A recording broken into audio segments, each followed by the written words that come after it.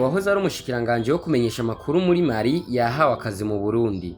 Umuhinga mu bijanye n'ubuhinga bwa none Dr Hamadou Touré yahoze ari umunyamabanga mukuru mu ishirahamwe mpuzamakungu ryo gutumatumanako amakuru itu kuva mu mwaka wa 2007 gushika mu mwaka wa 2014.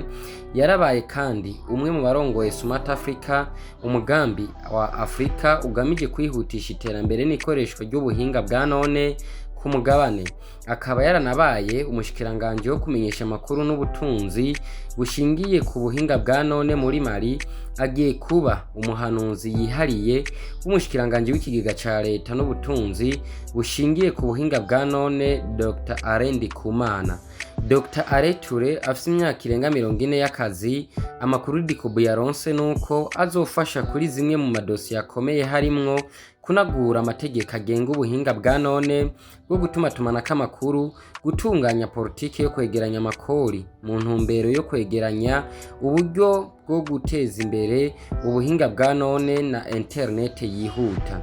Azofasha kandi kumenya no gutora imigambi hambaye ishobora kwihutisha ihinduka ry'ubutunzi n'imibereho biciye mu buhinga bwa none.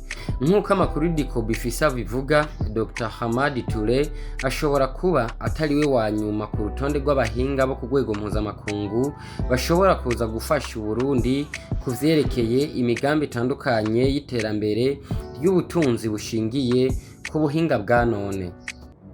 Diaspora irasinzira.